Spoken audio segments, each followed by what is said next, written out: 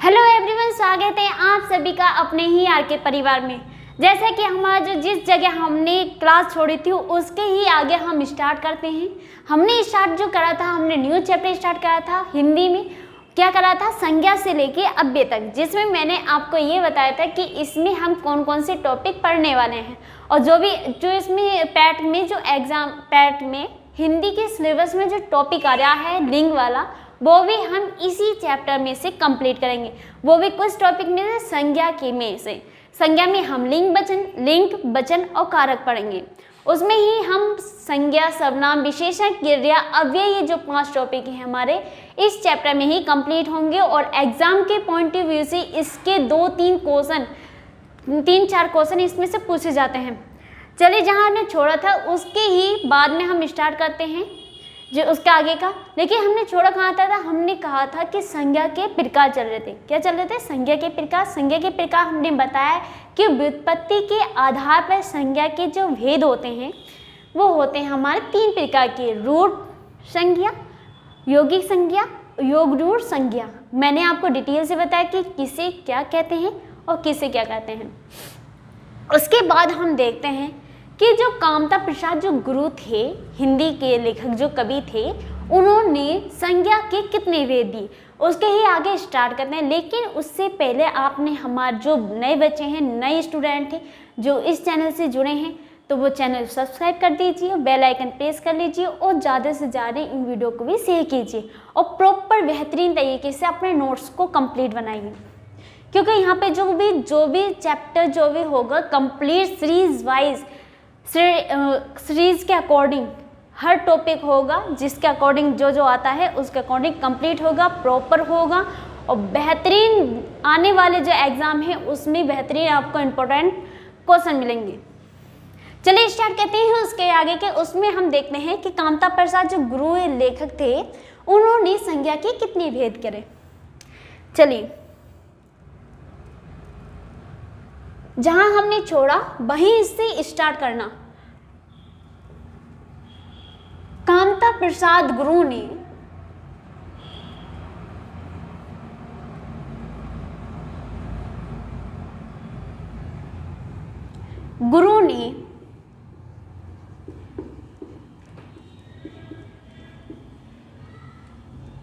संज्ञा के 3 भेद दिए। कितनी भेद दिए? 3 भेद दिए। संज्ञा से अव्यय तक वाले जो चैप्टर है उसमें हमने पहला ही टॉपिक उठाया संज्ञा। संज्ञा के बारे में मैंने उससे पहले जो वीडियो बनाई थी मैंने उसमें बता दिया संज्ञा किसे कहते हैं, संज्ञा किसे कहते हैं और व्युत्पत्ति के आधार पर भेद बता दिए थे। वहाँ से ही अपना अलग एक टॉपिक डालना न्यू पेज पे उससे स्टार्ट करना। ऐसे ही टॉपिक होंगे, टॉपिक के अकॉर्डिंग ही आपको चलेगा। ये संज्ञा टॉपिक चल रहा था, संज्ञा हो गया। कामता प्रसाद गुरु ने संज्ञा के 3 भेद दिए। कौन कौन से दिए थे? पहला था हमारा व्यक्तिवाचक संज्ञा। व्यक्तिवाचक संज्ञा। व्यक्तिवाचक संज्ञा में हम बात करें कि क्या इसमें जो होते हैं, क्या चीज़ आती है व्यक्तिवाचक संज्ञा में, कैसे शब्द आते हैं। इसमें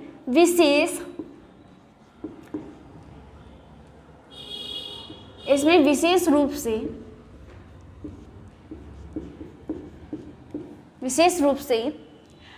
व्यक्ति, वस्तु,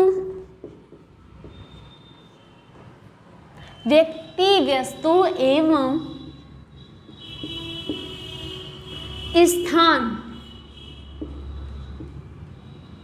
स्थान के नाम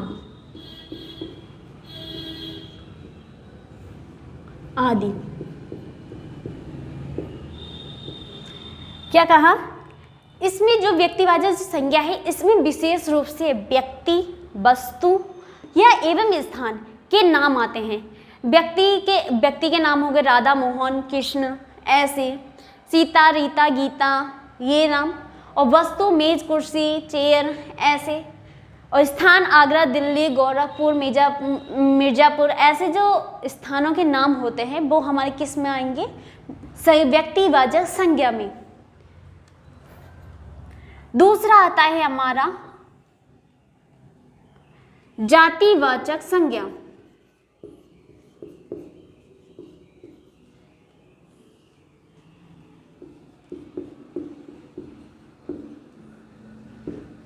क्या कहा? जातिवाचक संज्ञा। इसमें जातिवाचक जो संज्ञा है इसमें किस चीज का जानकारी मिलती है, किस प्रकार के शब्द आते हैं, किस जाति का बोध होता है, इसमें देखते हैं। इसमें जानवर,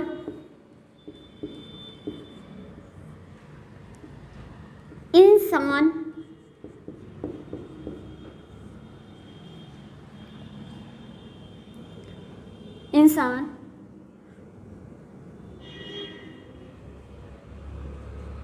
पशु,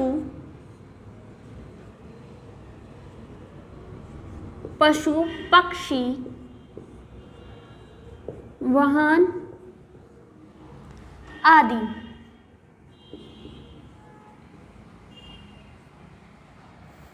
वाहन या कह सकते हैं मानव आदि। ऐसे जो शब्द होते हैं वो जातिवाचक संज्ञा में प्रयोग होते हैं। जैसे हमने कहा जानवर, जानवर में हमारे कई सारे जानवर आ गए, तो मतलब ऐसे ही कई सारे जानवर, मतलब चीता, बाघ, हिरन, हाथी, गैंडा, ऐसे ऐसे जो जानवर हैं वो एक समूह में उनकी जाति का बोध क्या होता है, क्योंकि वो किस प्रकार, एक प्रकार के क्या हैं, वो जानवर हैं। क्या है? जानवर। तो उनकी जाति क्या हो गई? जानवर। इंसान मतलब व्यक्ति, पशु हो उसमें पुरुष, स्त्री, बालक, बालिकाएं, ऐसे जो होते हैं, ऐसे ग्रुप या समूह को हम किस जाति से जानते हैं? इंसान की। पशु, आपको पता है पशु भी इसमें एक नाम नहीं है, नाम को अगर नाम होगा तो वो हो जाएगा हमारे व्यक्तिवाचक में। अगर नाम नहीं है, ग्रुप का नाम है या किसी चीज़ का नाम है या किसी जाति का, तो वो हो जाएगा हमारे जातिवाचक में। और वाहन में आपको पता है हर तरह के वाहन है, गाड़ी है, मोटरसाइकिल है, साइकिल है, कार है, ट्रक है, ऐसे जो वाहन आते हैं हमारे क्या होगी, उनके लिए वाहन प्रयोग है। मतलब एक जाति क्या है, गाड़ी क्या है, एक वाहन है, तो साइकिल भी क्या है, एक वाहन है, बस, ट्रक क्या है, एक वाहन है। तो ये क्या हो गया हमारे एक जातिवाचक संज्ञा प्रकार के शब्द हो गए। किसमें आ गए? जातिवाचक। मानव भी जो शब्द है हमारा एक जातिवाचक संज्ञा है। ऐसे शब्द जो होते हैं हमारे जातिवाचक संज्ञा शब्द होते हैं। क्लियर है? उसके बाद जो हमारा तीसरा भेद दिया था,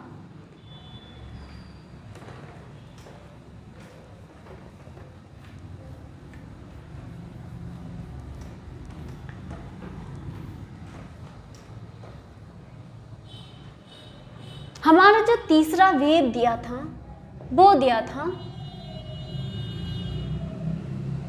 भाववाचक संज्ञा।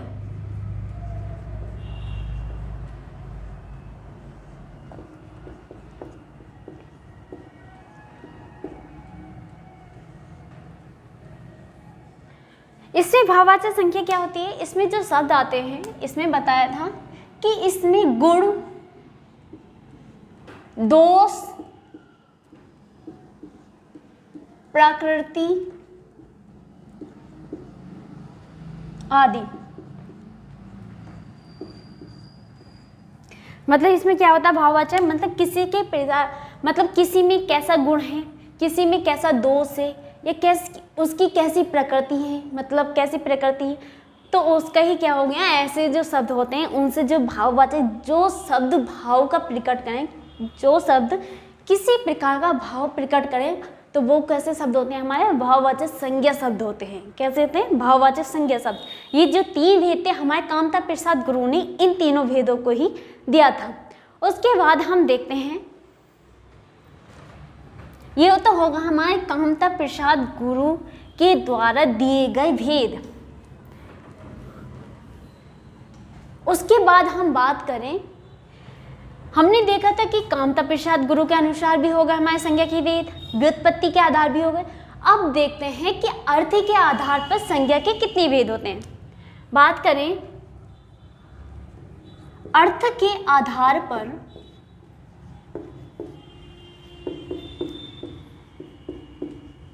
आधार पर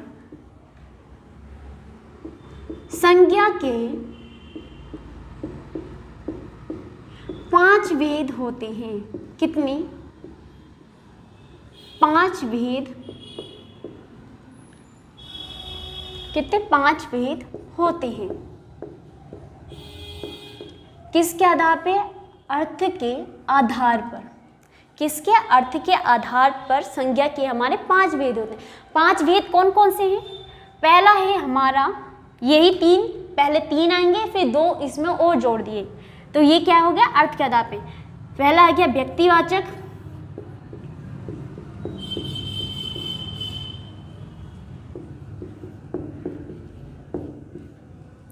दूसरा हो गया हमारा जातिवाचक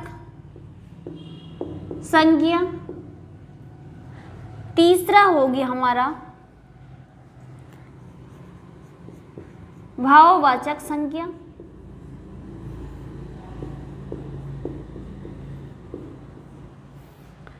चौथा हो गया हमारा समूहवाचक,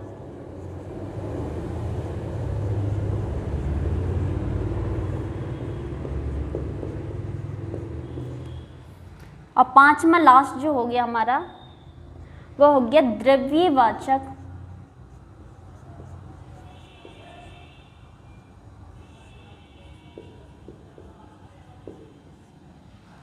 द्रव्यवाचक संज्ञा कौन कौन से हो गए? 5 भेद। व्यक्तिवाचक संज्ञा, जातिवाचक, भाववाचक, समूहवाचक और द्रव्यवाचक संज्ञा। ये हो गए हमारे किसके आधार पर? अर्थ के आधार पर संज्ञा के 5 भेद।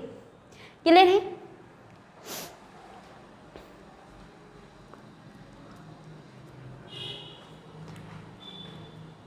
ये हो गया अर्थ के आधार पर। अगर हम इसमें बात करें समूहवाचक में किस तरह के शब्द या किस जाति के किसके आधार पर प्रयोग किया जाता है, मतलब किस तरह का वर्णन होता है, कैसे शब्द आते हैं। समूहवाचक में हम बात करें तो इसमें सभा और गुच्छा,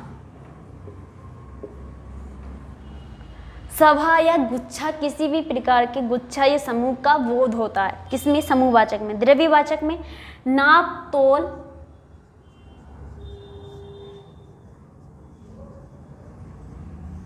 एवं पदार्थ।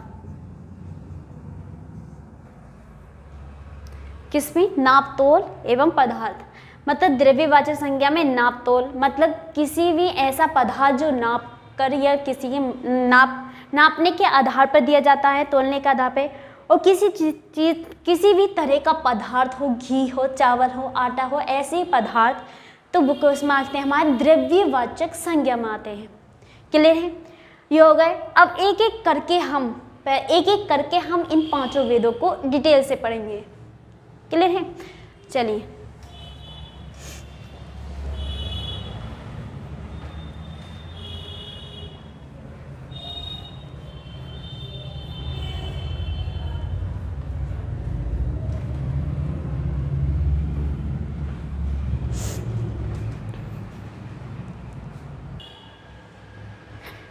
अब देखते हैं एक एक भेद डिटेल से। पहला हम देखेंगे व्यक्तिवाचक संज्ञा। हेडिंग डालना अपनी, व्यक्तिवाचक संज्ञा।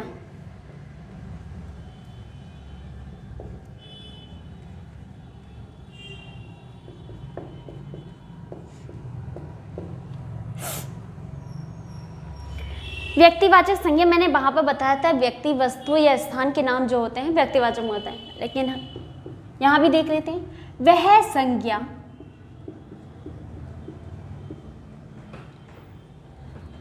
जो किसी व्यक्ति,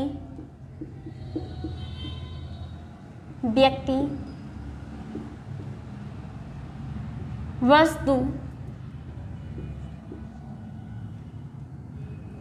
एवं वह संज्ञा जो किसी व्यक्ति, वस्तु एवं स्थान के नाम का बोध कराती है।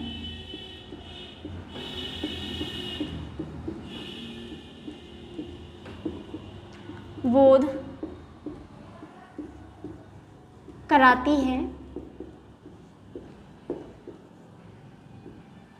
उस उसे व्यक्तिवाचक संज्ञा कहते हैं।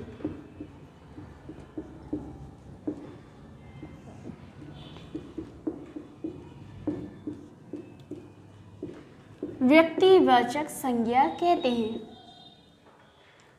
क्या कहते हैं? वह संज्ञा जो किसी व्यक्ति, वस्तु एवं स्थान के नाम का बोध कराती है उसे व्यक्तिवाचक संज्ञा कहते हैं। उदाहरण के तौर पर हम देखेंगे कि व्यक्ति और वस्तु, स्थान के नाम कौन से हैं।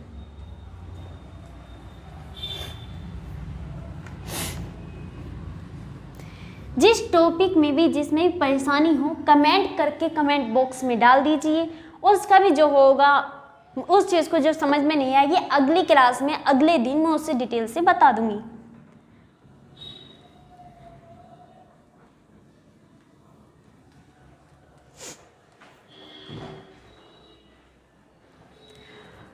उदाहरण डालिए।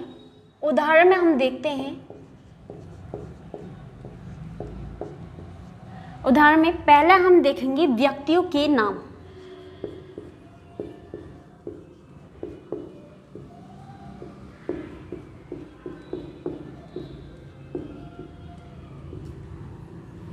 व्यक्तियों के नाम जैसे राधा,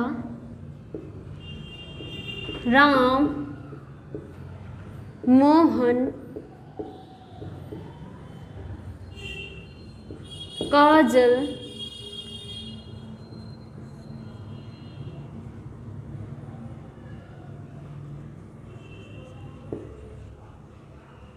राकेश आदि।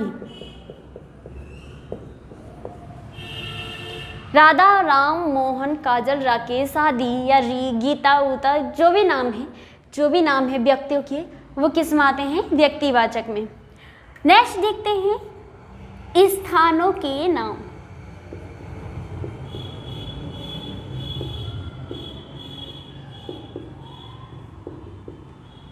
स्थानों के नाम में हम बात करें जैसे आगरा,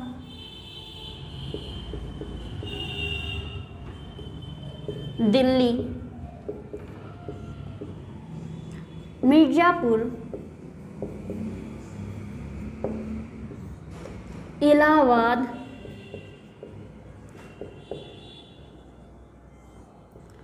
उत्तर प्रदेश आदि।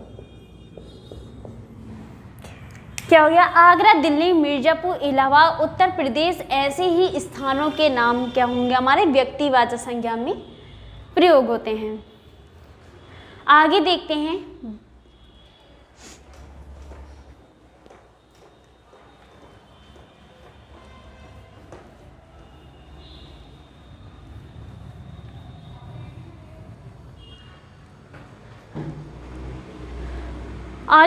ये हो गए स्थानों के नाम। आगे देखते हैं वस्तु के नाम।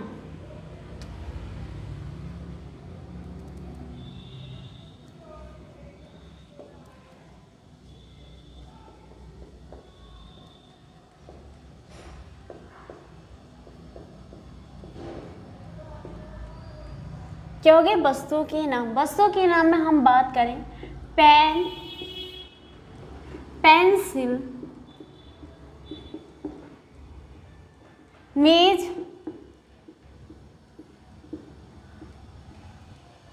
कुर्सी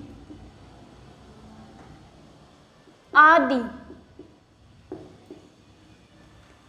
पेन, पेंसिल, मेज, कुर्सी आदि वस्तुओं के जो नाम होते हैं हमारे व्यक्तिवाचक संज्ञा में प्रयोग होते हैं। उसके बाद हम बात करें पर्वतों के नाम।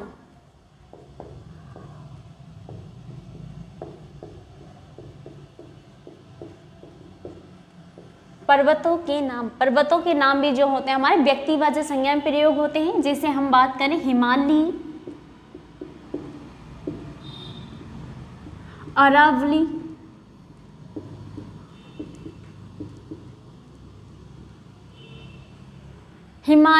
अरावली,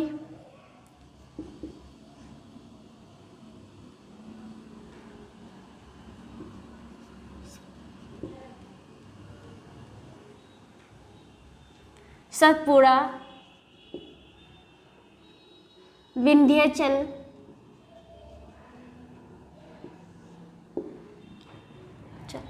आदि।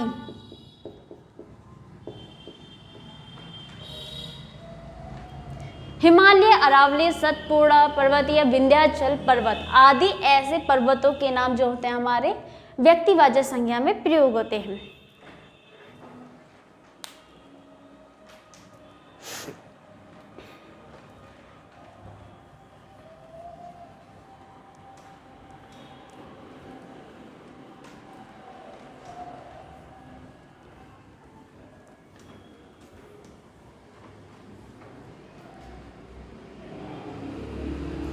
इसके बाद जो आते हैं, बात करें देशों के नाम।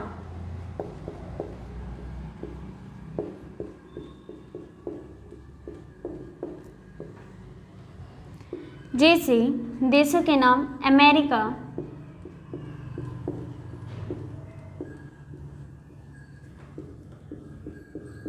Canada, France,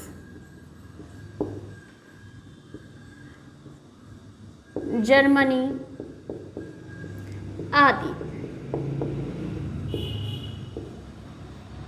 America, Canada, France, Germany आदि ऐसे देशों के नाम हम क्या कहते हैं, व्यक्तिवाचक संज्ञा में प्रयोग होते हैं। आगे हम बात करें नदियों के नाम।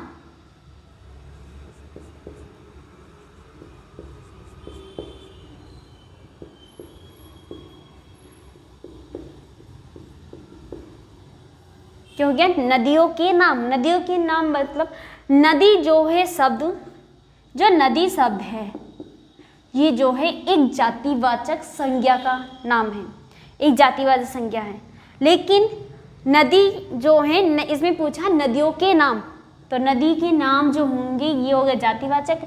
लेकिन नदी के अंदर ही नदियों के नाम पूछा तो वो हम व्यक्तिवाचक। जैसे नदियों के नाम हम बात करें गंगा, यमुना, कावेरी, गोदावरी,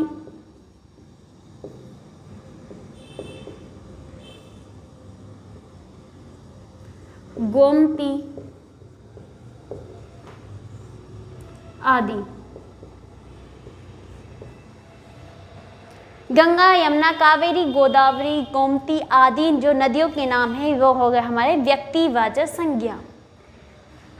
इसके बाद देखते हैं इसमें और क्या क्या आते हैं व्यक्तिवाचक में।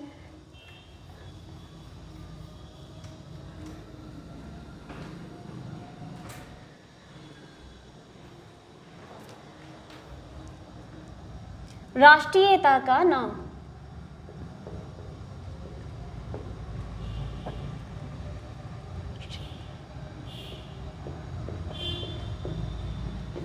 के नाम। राष्ट्रीयता मतलब, राष्ट्रीयता किसे कहते हैं? राष्ट्रीयता मतलब जैसे किस देश या जिस जगह रहते हैं उन लोगों को क्या कहते हैं।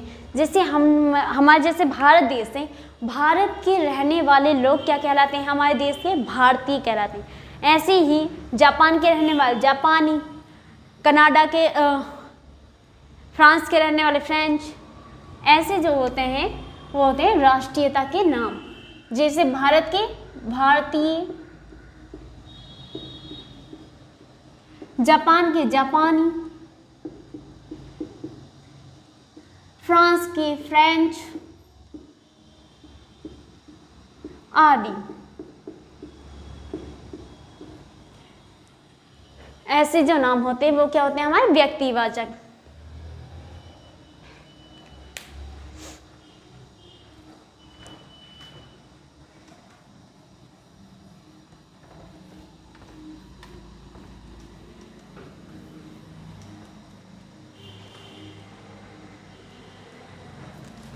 आगे हम बात करें इसमें और आते हैं जैसे महीनों के नाम,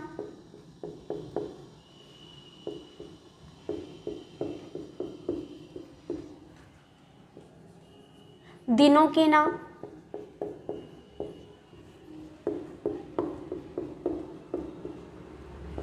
जैसे बात करें त्योहारों के नाम,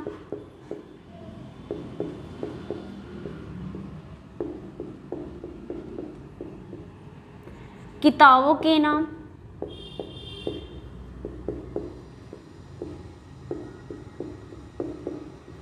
जैसे बात करें आगे हम युद्धों के नाम,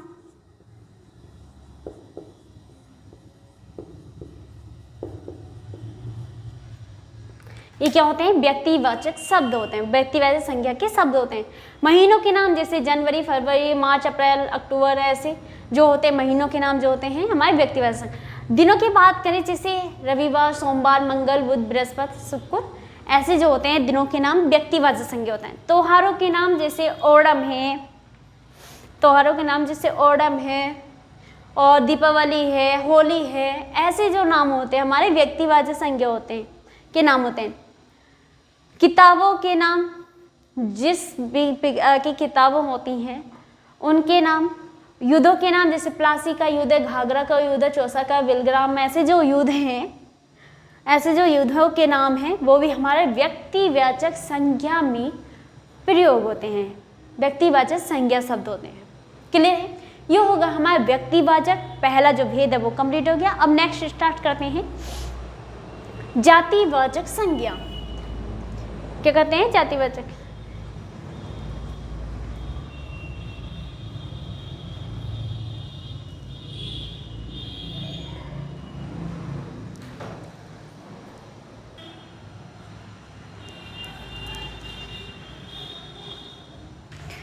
आगे हेडिंग डालिए, आगे जो दूसरा भेद है हमारा जातिवाचक संज्ञा, मतलब दूसरा हेडिंग डालना जातिवाचक संज्ञा।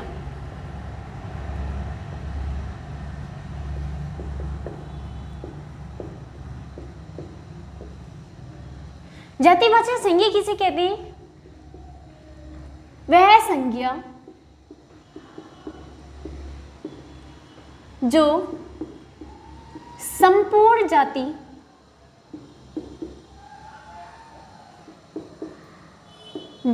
का बोध या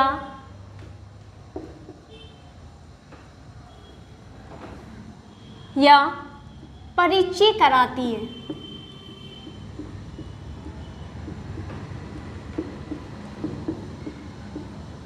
है। उसे जातिवाचक संज्ञा कहते हैं। जातिवाचक संज्ञा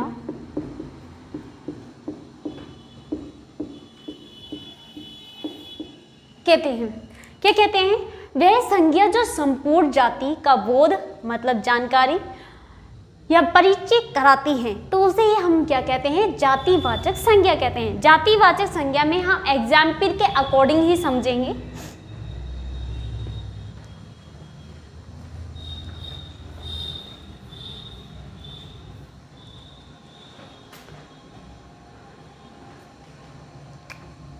जैसे एग्जाम्पल में हम बात करें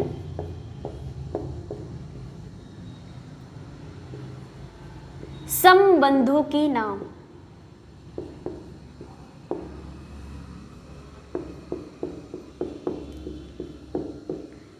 संबंधों के नाम या संबंधियों के नाम, जो हमसे रिलेशन में संबंध होते हैं उनके नाम। जैसे भाई बहन,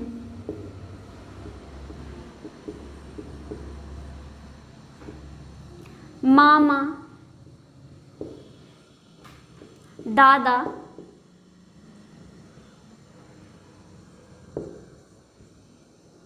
दादी आदि। जो हमारे संबंधों के नाम मतलब रिलेशन में भाई बहन, मामा, दादा, दादी आदि, अगर इनके नाम होते तो वो होते हमारे व्यक्तिवाचक। हमारे नाम नहीं है, उनके जो लगते हैं रिलेशन में जो संबंध है वो बता रहे हैं, तो वो हो गया हमारा जातिवाचक। ये हो गया हमारा जातिवाचक।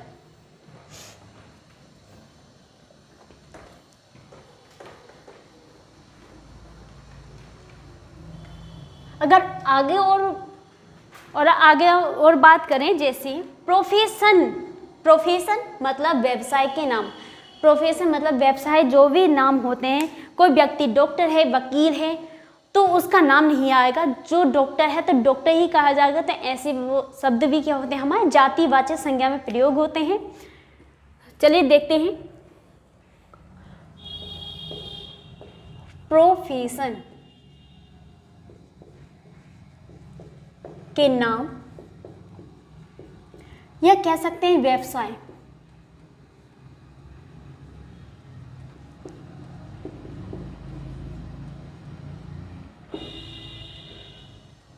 प्रोफेशन या व्यवसाय के नाम, जो व्यक्ति जिस फील्ड में है उसके नाम न देकर उसका नाम देना, उसके व्यवसाय या कार्य का नाम देना, तो वो क्या होते हैं, हमारे जातिवाचक संज्ञा के शब्द होते हैं। जैसे वकील, डॉक्टर, वकील, डॉक्टर,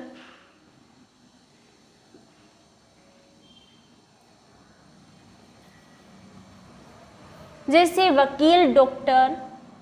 आगे हम बात करें, वकील, डॉक्टर, पुलिस,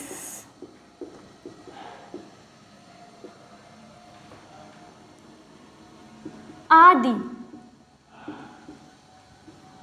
वकील, डॉक्टर, पुलिस आदि ऐसे जो शब्द होते हैं हमारे, वो होते हैं हमारे जातिवाचक संज्ञा। क्या होते हैं, जातिवाचक संज्ञा शब्द होते हैं।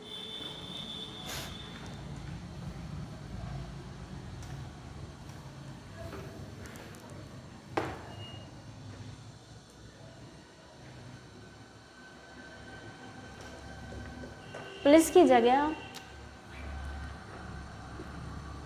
पुलिस, नेता आदि ऐसे जो होते हैं हमारे व्यवसाय के मतलब जातिवाचक संज्ञा शब्द होते हैं। आगे हम बात करें, जैसे हम और कुछ भी जो रह गए हैं कुछ शब्द ले सकते हैं। जैसे हम कह सकते हैं लड़का, लड़की, नदी आदि। लड़का, लड़की, नदी आदि ऐसे शब्द भी क्या होते हैं हमारे, ऐसे शब्द भी क्या होते हैं हमारे जातिवाचक संज्ञा होते हैं।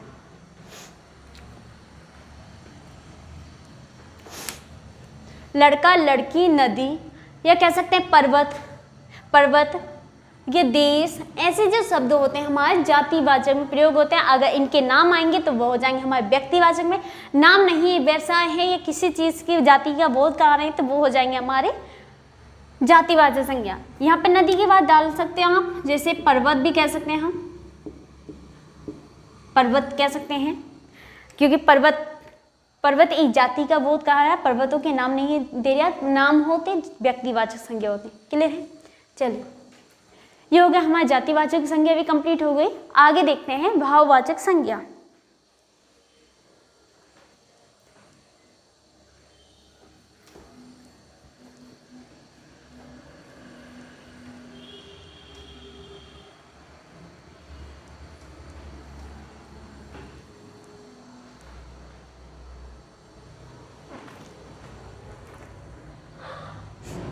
आगे डालिए भाववाचक संज्ञा।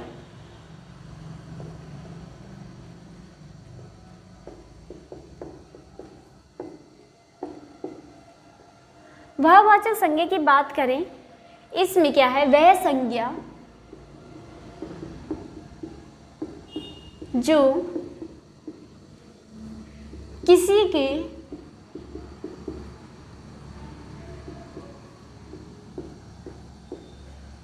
गुण, किसी के गुण, दोष, प्रकृति एवं अवस्था की पहचान कराती है,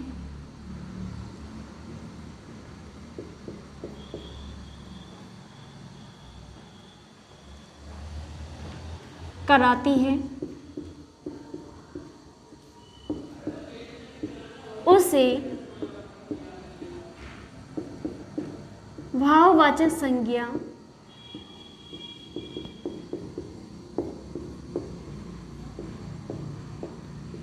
कहते हैं।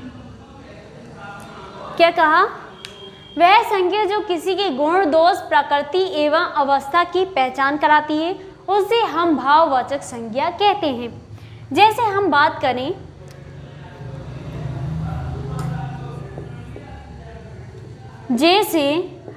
करें क्रोध, यौवन, क्रोध यौवन, मिठास,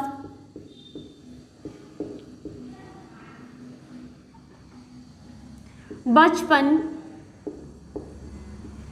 ईमानदार,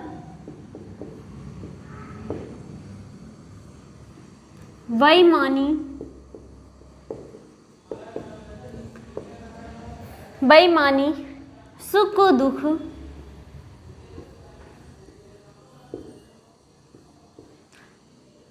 दुख, लोभ,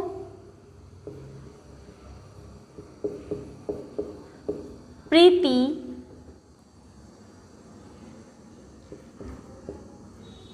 श्रद्धा, सुख दुख, लोभ, प्रीति, श्रद्धा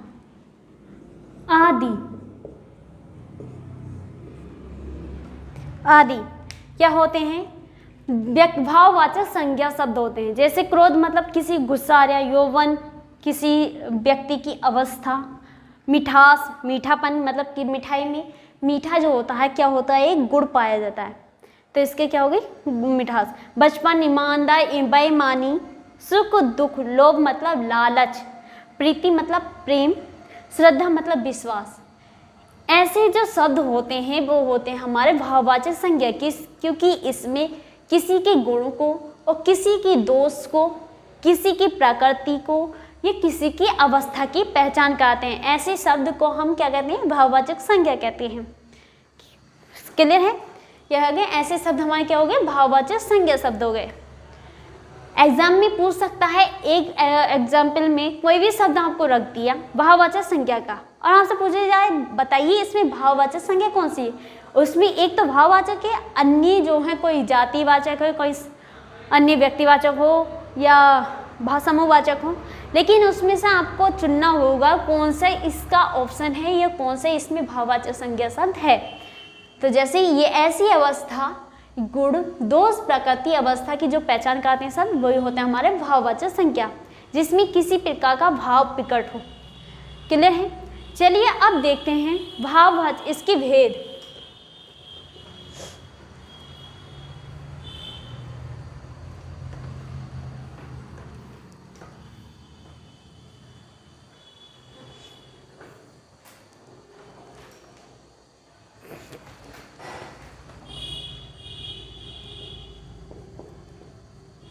भाववाचक संज्ञा के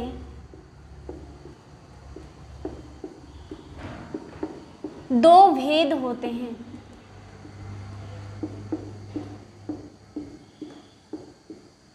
कितने होते हैं? दो भेद होते हैं। पहला होता है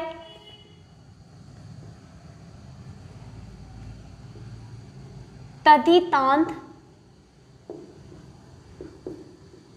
भाववाचक संज्ञा,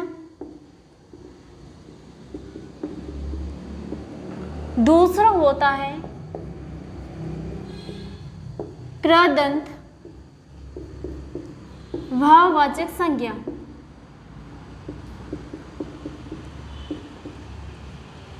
आता है ना एग्जाम, आपसे पूछ लिया जाए बताइए इसमें तद्धितांत भाववाचक संज्ञा कौन सी, कृदंत कौन सी है। एग्जाम में जाते पूछे जाते हैं, पूछ लिया जाता है इसमें से भी एक क्वेश्चन।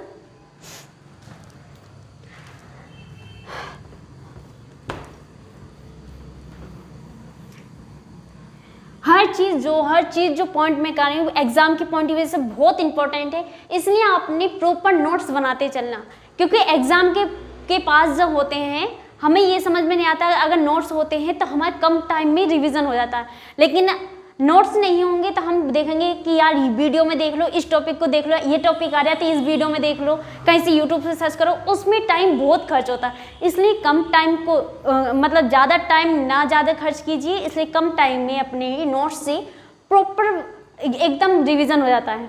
एग्ज़ाम के पास बहुत हमारी मदद करते हैं, क्या करते हैं, नोट्स, क्योंकि प्रॉपर नोट्स अपने जो भी सिलेबस में कंटिन्यू जो भी टॉपिक कराने हो अपने कंटिन्यू नोट्स बनाते चलना।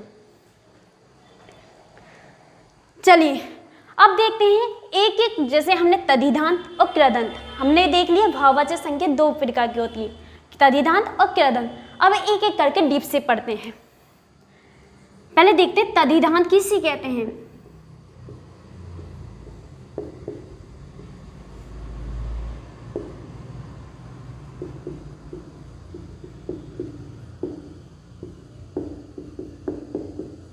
किसी तद्धितांत भाववाचक संज्ञा किसे कहते हैं?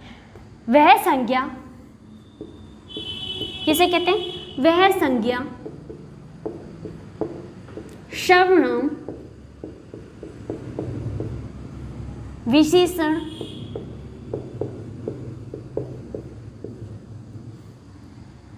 एवं अव्यय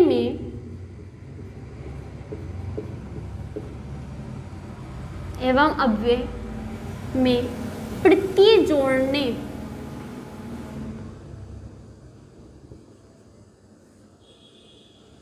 मतलब वह संज्ञा सर्वनाम विशेषण एवं अव्यय जिसमें प्रत्यय लास्ट में प्रत्यय जुड़ा हो तो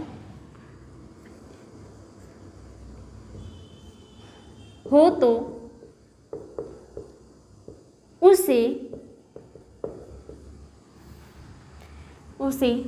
तद्धितांत भाववाचक संज्ञा कहते हैं।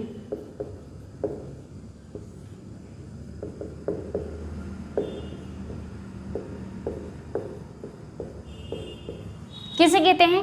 वह संज्ञा या सर्वनाम या विशेषण या अव्यय ऐसे शब्द आते हैं लेकिन उनके लास्ट में अंतिम में प्रत्यय जुड़ा होता है। प्रत्यय उपसर्ग जो है एक चैप्टर है, उपसर्ग जो होते हैं हमारे किसी शब्द से पहले जुड़ते हैं और प्रत्यय जो होते हैं किसी शब्द के बाद में जुड़ते हैं। तो मतलब प्रत्यय जुड़ा हो तो उसे हम तद्धितांत भाववाचक संज्ञा कहते हैं। क्लियर? जैसे हम एग्जाम्पल के अकॉर्डिंग समझते हैं।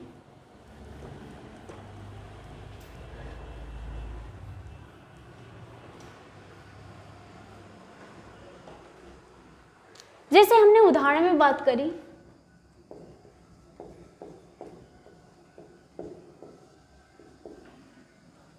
जैसे हमने कुछ शब्द लिया, सर्वनाम ले लो अपना, और इसमें हमने प्रत्यय जोड़ दिया तत्व, तब तो क्या हो जाएगा? अपनत्व।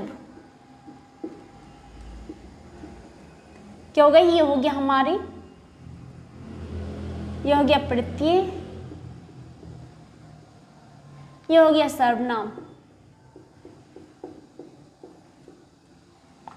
और ये हो गया हमारा भाववाचक संज्ञा।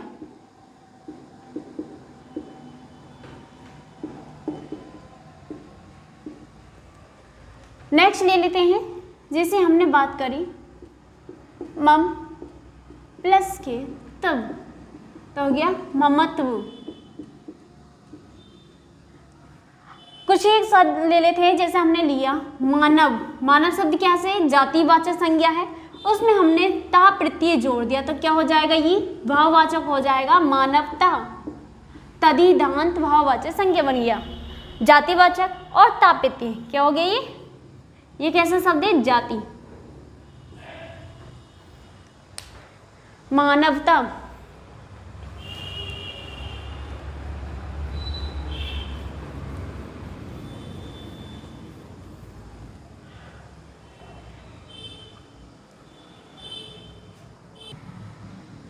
इसके बाद आती है हमारी कृदंत भाववाचक संज्ञा।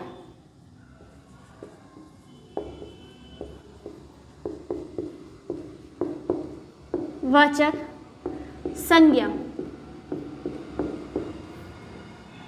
इसकी बात करें किसे कहते हैं? इसमें क्रिया या धातु धातु में प्रत्यय जुड़ा हो तो उसे कृदंत भाववाचक संज्ञा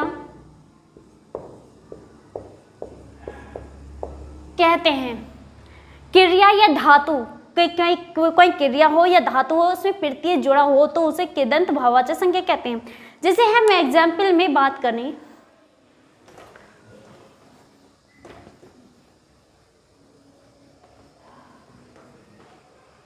जैसे हमने ले लिया उदाहरण में, जैसे हमने कोई एक शब्द लिया, हमने धातु शब्द ले लिया, जैसे लड़ा, लड़ना या लड़ा, ये क्या हो गया, एक धातु शब्द हो गया। इसमें ही हमने ई प्रत्यय जोड़ दिया तो क्या हो गया, ये लड़ाई।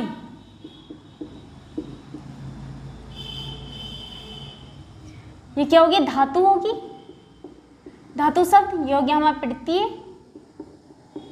और ये हो गया हमारे कृदंत वाला भाववाचक संज्ञा।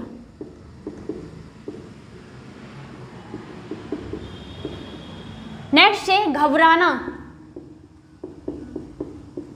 और उसमें हमने लिख लिया हट, जोड़ दिए प्रत्यय तो क्या हो जाएगा, ये घबराहट। तो ऐसे क्या हो गई हमारी, ये क्या हो गया हमारे घबराने क्रिया हो गई, हट इसमें प्रत्यय जोड़ दिया तो क्या हो गया घबराहट। तो ये क्या हो गई, एक कृदंत भाववाचक संज्ञा हो गई। चलिए आज के लिए बस इतना ही।